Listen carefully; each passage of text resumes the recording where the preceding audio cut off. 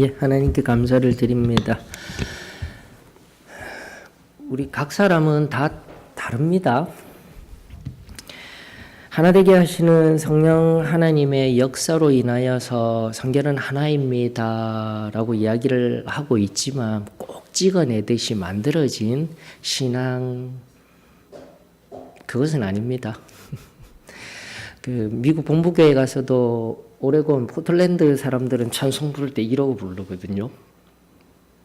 안 움직여요. 꼼짝 안 하고 부르시는데 우리 좀 남부 쪽으로 살 내려오면 캘리포니아 지하 몸이 흔들흔들도 하고요. 또 자신의 모든 감성을 다하여서 하나님 앞에 찬양하고자 하는 것, 우리 한국 분들의 정서와 비슷해요. 그런지 밀라드 자매가 캘리포니아, 샌프란시스코, 리치몬드 교회에서 왔답니다. 또 하나님 앞에 그 온 마음을 다하여서 드리는 아름다운 모습 감사드리죠. 또 한편으로 말도 잘 안 돼요, 안 통해요, 문화도 달라요. 우리가 더욱더 관심 많이 가져주며 기도하며 기도라고는 은혜가 있기를 축원합니다. 예, 감사를 드립니다. 자, 오늘 하나님의 말씀, 또 간증 듣는데 우리 자녀에 대한 양육에 대한 아픔 그 간증이 나왔었는데 여러분 우리 자녀를 기르는 것이 힘들죠. 그러면서 우리 영적인 진리를 끄집어 올려야 합니다. 우리 하나님은 우리 한 사람 한 사람 바라보면서 얼마나 힘드셨겠습니까? 측량할 수 없는, 감히 우리가 그분을 바라볼 수 없는, 알 수도 없는 그 거대하심 앞에 나 조금 아는 것 가지고 얼마나 하나님의 마음을 아프게 하였는지, 갓난 아기가 떼쓰듯이 그렇게 하나님 앞에 내가 얼마나 하나님의 마음을 아프게 하였는지, 오히려 그 자녀들을 통하여서 힘은 들지만 하나님 앞에 더욱더 가까이 나아가는 은혜가 임하여지기를 축원합니다. 그리고 우리도 마찬가지예요. 항상 하나님 앞에 겸허히 피조물된 우리의 모습들 늘 고백할 수 있기를 주의 이름으로 축원합니다. 자, 사무엘상 23장 계속된 강해 사무엘상 23장 14절로부터 18절 말씀 우리 함께 살피십시다.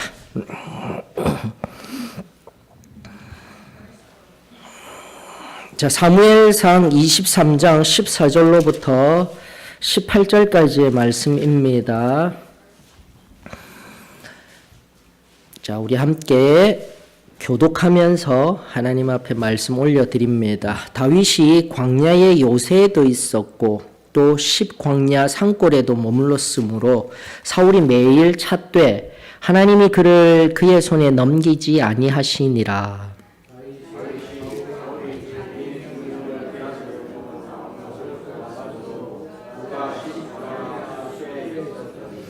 사울의 아들 요나단이 일어나 수풀에 들어가서 다윗에게 이르러 그에게 하나님을 힘있게 의지하게 하였는데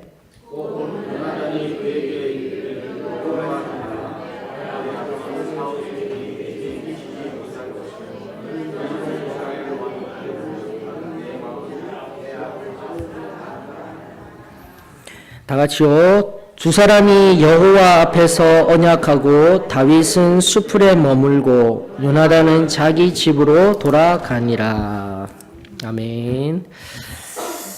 자, 우리 한참 이 강해가 조금 멈추어져 있었습니다.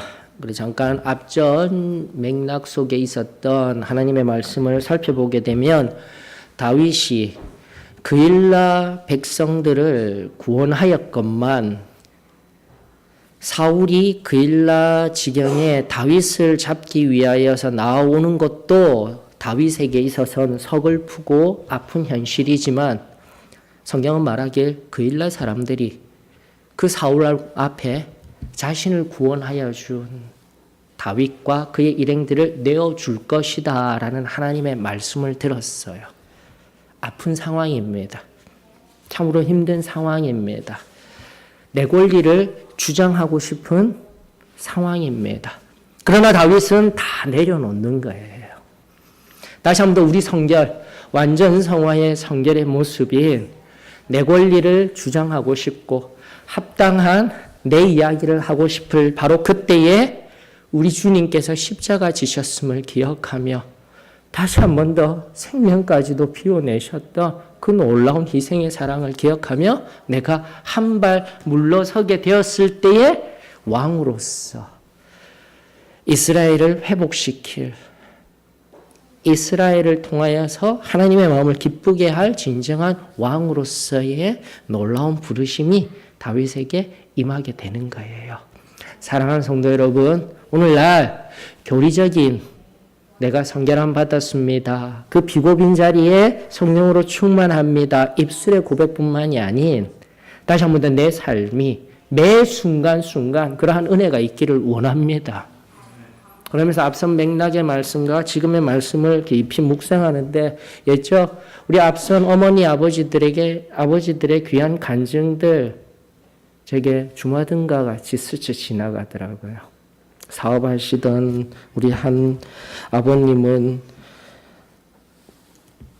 받을 수 있는 돈을 받을 수 있는 상황이지만 하나님 앞에 싸우지 아니하려고 다투지 아니하려고 소송하지 아니하려고 자기의 이익 당연히 받아야 할 것들 내려놓는 은혜가 있었습니다. 그래야 할 때 하나님이 더 많은 것들로 베풀어 주셨다라는 그 간증이 우리 삶의 실제였습니다. 또 어떤 간증이 있었습니까? 운동회 때 달리기 대회 열심히 하고 있는데 앞서 열심히 달려서 1등하고 있는데 저기 이 결승점은 보이는데 잠시 뒤를 돌아봤더니 뒤에 따라오는 애 얼굴이 왜 그렇게 처량하고 힘들게 보이던지요. 그래, 네 1등 해라. 우리의 간증이었습니다, 여러분들. 그러면서 천천히 가면서 1등 하게끔 내어주었던 그 놀라운 간증들, 우리의 삶의 실제였습니다. 또 나아가 어렵고 힘들게 살아가며 떼끼니 하나 없을 때 단칸방에 살고 있는데 수많은 대가족들이 살고 있는데도 길에 넘어져서 아파하고 신음하는 그 한 사람을 그냥 지나칠 수가 없어서 업고 와서 그 좁은 방 안에 내 자녀, 내 가족들은 다 내어보내고 눕혀놓으며 우리 주 예수 그리스도의 사랑을 증거하였던 그 참된 내려놓음의 삶이 저와 여러분들의 실제의 삶이었습니다. 사랑하는 성도 여러분, 다시 한 번 더 우리가 처음 받았던 그 신앙으로 말미암아 걸었던 그 삶이 오늘도 저와 여러분들의 삶이 되어지기를 원합니다. 오늘 성경이 바로 그것을 이야기하고 있는 거예요. 앞선 13절. 다윗이 그의 사람 600명 가량과 함께 일어나 그일라를 떠나서 갈 수 있는 곳으로, 오라는 곳도 없습니다. 가야 할 곳도 없습니다. 그저 갈 수만 있는 곳으로, 구원한 그 땅을, 당연히 받아 누릴 수 있는 권리가 있는 그 땅을 다 내려놓은 채 갈 수 있는 곳으로 갔다라는 이 말씀 앞에 다시금 저와 여러분들 삶에 내려놓는 은혜, 또다시 진정한 성결에 의한 우리 삶의 그 전날의 그 순전한 삶의 모습들이 저와 여러분들에게 새롭게 회복되어지기를 주의 이름으로 축원합니다. 이것을 성경에서 가장 우리들에게 근원적으로 알려주는 말씀이 창세기 12장의 말씀이죠. 여러분들 잘 알고 계십니다.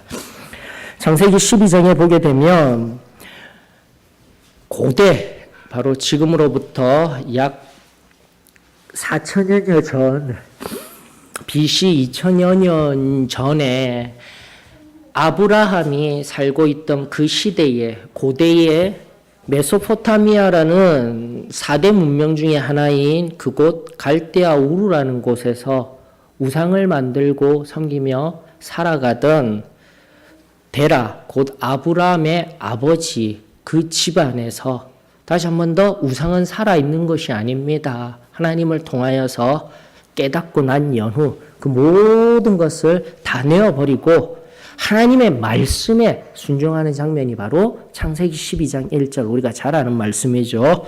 여호와께서 아브라함에게 이르시되 너는 너의 고향과 친척과 아버지의 집을 떠나 내가 내게 보여줄 땅으로 가라. 다시 한 번 더 매일 삶의 매 순간순간마다 어쩌면 오늘 너무나도 확정적이지 아니한 명확하지 아니한 삶의 걸음 오늘도 내일도 또다시 앞선 우리의 과거의 삶에 앞선 신앙의 여정을 걸으셨던 아버지 어머니의 삶이 아니라 지금 바로 오늘 동일한 삶의 상황 가운데 놓여 있으며 내가 당연히 누려야 할 권리들, 누군가에게 받아야 할 돈, 그리고 내가 먼저 앞서 나아가 성공해야 할 상황, 거기에서 잠시 멈추고 하나님의 음성에 귀 기울여 하나님의 뜻을 이룰 수 있는 저와 여러분들이 되었으면 참으로 좋겠습니다. 성경은 1등을 하여라.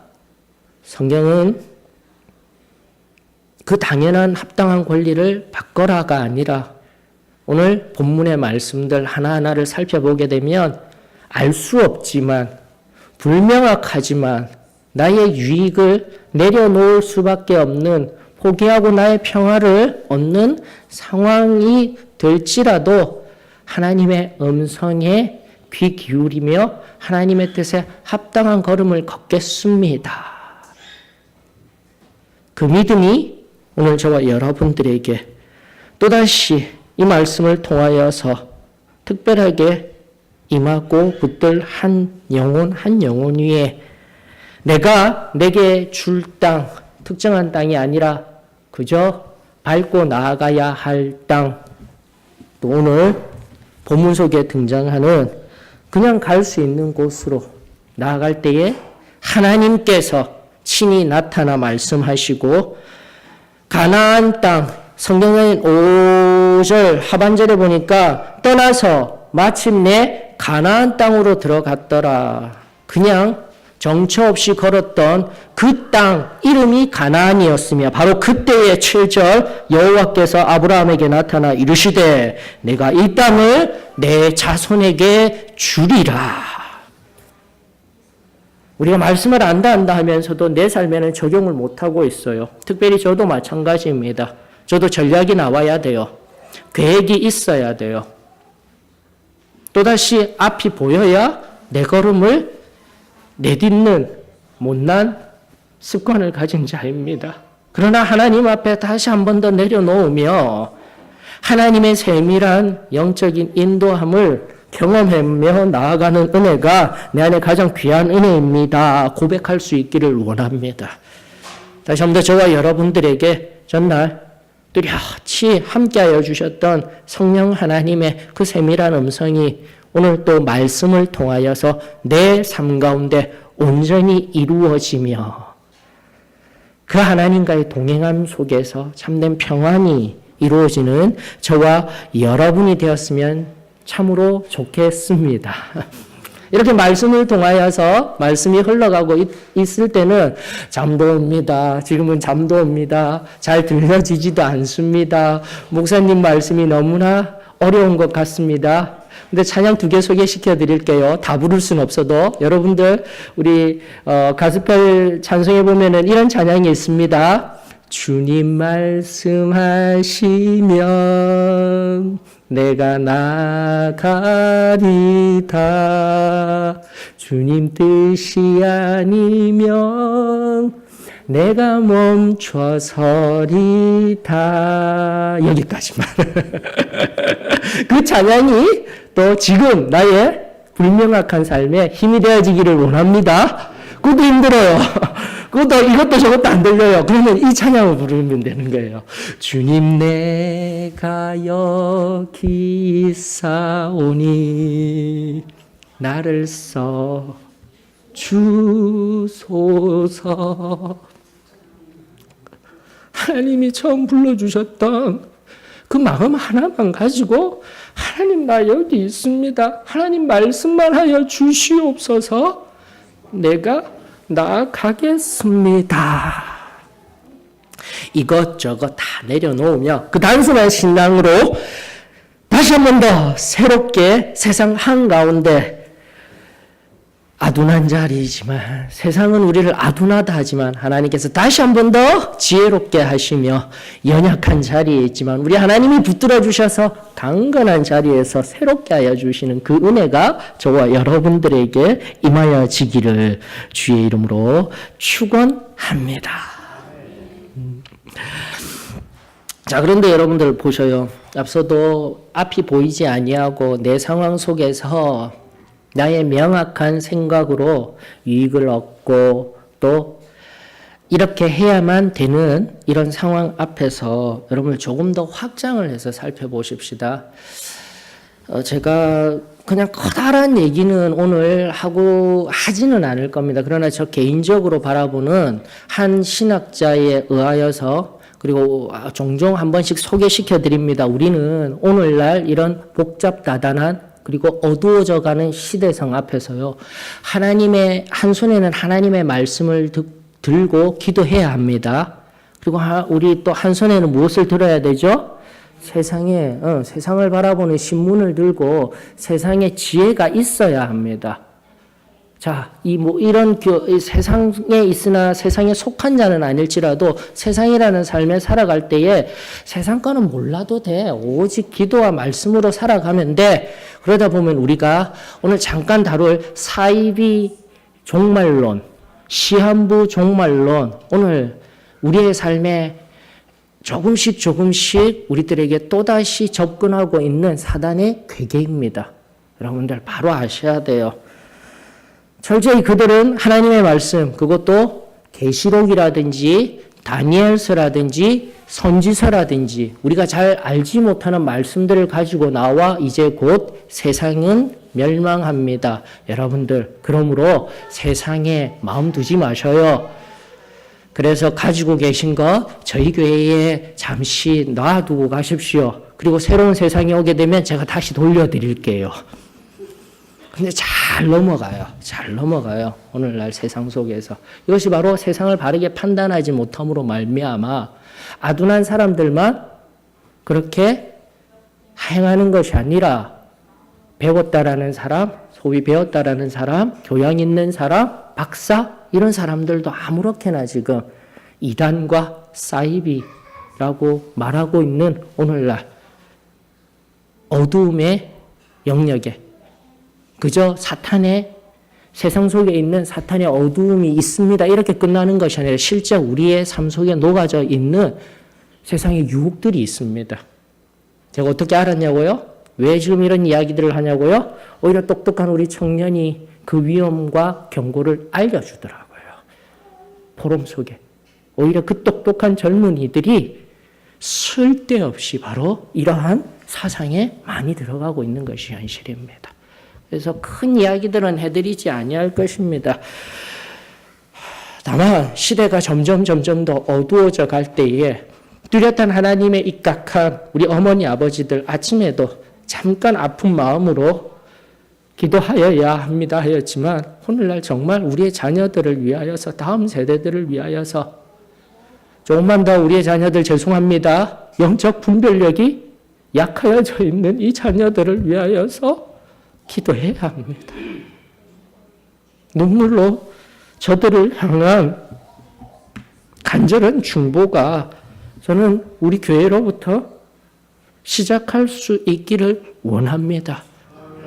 다시 한번 영혼이 회복되어지고 하나님 손에 붙들린 자리에 들어가게 되면 우리의 연약한 육신, 우리의 연약한 삶의 모든 방향들 우리 하나님께서 우리의 눈에 보이도록 새롭게 하여 주실 줄 저는 믿습니다.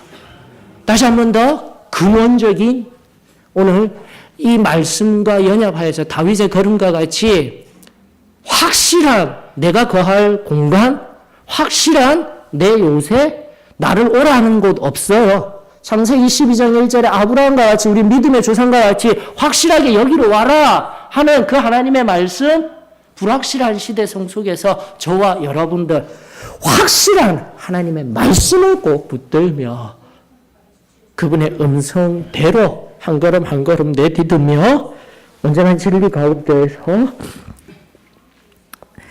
길 잃지 아니하며 나아가는 은혜가 있기를 원합니다. 음모론자는 아닙니다. 잠깐만 세상의 기후변화, 종말론적인 입장에서 기후변화가 일어나고 있고요. 환태평양 이 지질 앞에 불의 골이라는 곳, 세상에 그거 다 들썩하고 내일 모레 일어난다고 하여도 세상 뉴스에는 나오지 않습니다, 여러분들. 절대 나오지 않습니다. 안정을 추구하는 것이 세상 어두운 권력의 결정 방법이에요, 여러분들. 절대 바르게 나오지 않습니다. 또다시 하나, 여러분들 하나만, 다시 한 번 더 저는 오늘 음모론 얘기하려고 하는 것이 아닙니다. 앞서 미국의 부시 행정부, 그리고 오바마 행정부 초기까지도 우주에다가 돈 투자하지 않습니다. 근데 오늘날 우주방위군, 각 나라들이 왜 우주로 눈을 돌리고 있는지, 경제적으로 왜 거기에 천문학적인 돈들이 투자되고 있는지, 그저 상업적인 이야기, 그리고 얼마 전에도 일어났었던 6개국이 모여서 망원경, 자신들이 가진 모든 과학기술, 천체 과학기술을 다 가져서 겨우 5,600만 년 전에 떨어진 블랙홀 하나 발견하려고요? 여기까지. 여러분들. 우리는 모릅니다. 다만 우리는 세상의 세밀한 일들 하나하나 알려고 하지 아니하여도 됩니다. 그러나 우리가 명확히 아는, 앞서도 사이비에 의한 시한부 종말론에 입각한 신앙이 우리의 종말론적인 시각이 아니라 다시 한 번 더 지금 당장이라도 오시는 그분 앞에 나는 담대하게 주님, 내가 여기 있습니다. 주님 앞에 내가 설 수 있습니다. 이것이 우리의 신앙이 되어지기를 주의 이름으로 축원합니다. 중요한 것은 이거예요. 세상이 아무리 떠들썩하고 시끄럽다, 이런저런 일들이 보인다 할지라도 우리의 평안은요, 바로 성경적인, 기독교적인 참된 진리의 평안은 오늘 당장이라도 주님이 오신다 하시면은 새 하늘과 새 땅이 열리고, 또 우리가 잘 알듯 휴거가 임할 때는 순식간에, 이 소리가 잘 안 나네. 딱 소리가 나면은요, 우리의 몸이 어떻게 되는 거예요? 순식간에 이 옷은 그대로 놔버려도 어떡합니까? 천국 어린 양의 혼인잔치에 참여할 줄 믿습니다. 그 믿음을 가지는 거예요. 어떠한 시대적 상황 가운데서도 그 평안이 저와 여러분들에게 이루어지기를 원합니다. 그러면 얼굴빛이 달라요. 우리의 삶이 달라요. 비고 비워낸 삶과 하나님의 섬김과 나눔의 삶 속에서요, 이 시대를 부여잡지 아니하고 한 걸음 한 걸음 내딛는 그 삶을 통하여 세상이 아는 거예요. 오늘 본문처럼 요나단이 그 나라의 제2인자가, 다시 한 번 더 성경은 무엇이라고 이야기를 하고 있습니까? 사무엘 24장 성경 본문 말씀에 요나단이 두려워하지 말아라. 오히려 세상이 그렇게 하나님의 말씀대로 나아가는 다윗에게, 그리고 다윗과 같은 우리 믿음 위에 두려워하지 말아라. 너가 바로 이스라엘의 왕이 될 것이며 지금의 왕인 세상 권력 잡은 그 악한 사단도 너가 왕이 될 것이다. 우리 주 예수 그리스도와 왕노릇 하리라. 그 약속을 알고 있는 것이 바로 세상이자 우리의 신앙입니다. 저는 이 믿음이 저와 여러분들에게 새로워지기를 원합니다. 다윗의 절친한 친구 요나단의 이 입술의 말이 오늘 어떠한 세상에 종말론적인 상황, 그리고 개인에게 불확실한 삶의 상황 속에서도 동일하게 오늘 여기에 계시는 하나님, 그분으로 말미암아 두려워하지 아니하며 참된 하나님의 위로가 우리의 심령 가운데 임하여지는 귀하고 복된 기도의 시간이 되었으면 참으로 좋겠습니다. 마지막을 향해 나아가십시다. 여러분들 14절 본문을 바라보게 되면은요.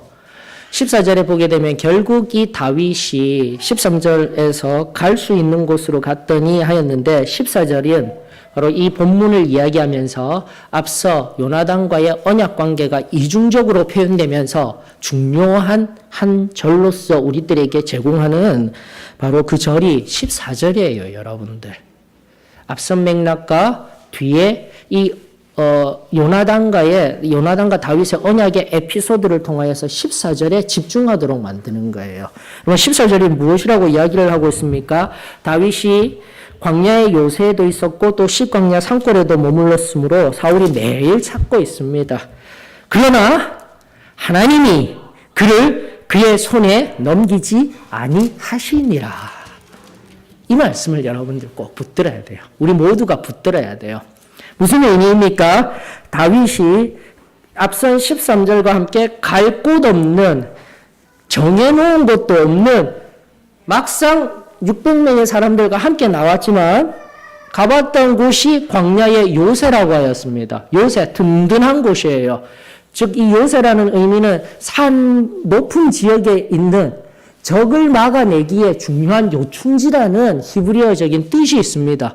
즉 상황이, 내가 거하고 있는 공간이 요새화되어져 있는 평안하다 할지라도, 내 편에 바라보아서는, 인간의 편으로 바라보아서는 요새와 같은 곳이라 할지라도, 또 두 번째 의미는 무엇입니까? 여기 산골이라고 되어 있네요. sik광야. 광야 내의 산골은요, 완전히 탁 트여서 600명이 거기에 있으면은 군대가 와서 다 몰아내는 아주 위험한 상황이라는 것입니다. 극과 극의 장소를 14절이 우리들에게 말씀하고 계시는 거예요. 사랑하는 성도 여러분, 요새와 같은 안정된 상황, 그리고 광야 안의 산골과 같은 불안정한 상황, 그것이 중요하지 않습니다. 우리에게 중요한 것은 뭐예요? 하나님이 여기에 계시거늘. 이 믿음이 저와 여러분들에게 오늘 우리 한 사람 한 사람 위에, 다시 한 번 더 마지막 시대를 살아가는 우리 위에 하나님 앞에 우리 하나님이 친히 말씀하여 주시는 귀하고 복된 말씀이 되어지기를 축원합니다. 다시 한 번 더 그 아브라함, 또다시 창세기로 돌아가게 되면은 잘 아는 말씀 가지고 계속해서 우리 해석해 내십시다. 창세기 28장에 보게 되면 그 아브라함의 손자였던 야곱이 둘째였습니다. 연약한 자였습니다. 상속을 제대로 받을 사람은 아니었습니다. 세상적인 상황 가운데에서는 둘째입니다. 동생입니다. 아무것도 아닌 자였습니다. 그러나 그를 통하여서 하나님이 장자의 고난을 내어주셨으며, 그러나 그 방법의 잘못으로 인하여서 바단 아람이라는 곳을 피신하고 있는 바로 그때에 성경 속에 등장하는 창세기 28장 11절에 보니까 갈 데도 없어요. 또다시 너무나도 위험한 지경, 광야 한복판에서 어떡합니까? 돌베개 베고 잠들었던 거예요. 그런데 바로 그곳에 누가 계셨어요? 하나님이 계셨어요, 여러분들. 하나님이 계셨어요. 내가 어떤 상황 가운데 있든 하나님이 계십니다. 창세기 28장 16절에서 17절 바로 야곱이 고백하는 거예요. 잠이 깨어 이르되 여호와께서 과연 여기 계시거늘 내가 알지 못하였도다. 다시 한 번 더, 이곳이 바로 하나님의 집이요 이는 하늘의 문이로다.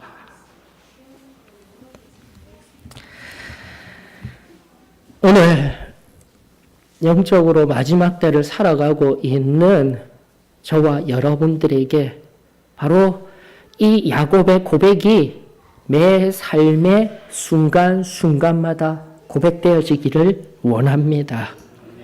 어떠한 상황, 어떠한 장소, 내가 원치 아니하는 공간과 시간 속에서도 사랑하는 성도 여러분, 바로 나의 심령 가운데 좌정하여 살아 역사하고 계시는 성령 하나님으로 말미암아 하나님이 바로 여기에 계시거늘, 바로 여기서 여기라는 것은 우리 주님과 온전히 동행하며 내 안에 내주하시며 밟는 그 모든 땅이 여기가 되어지기를 원하며 하늘이 되어지기를 원하며 천국이 되어지기를 원하며 그 천국의 기쁨이 오늘 또다시 시작되어지는 한 주 위에 우리들 가운데 온전히 부어지기를 주의 이름으로 축원합니다.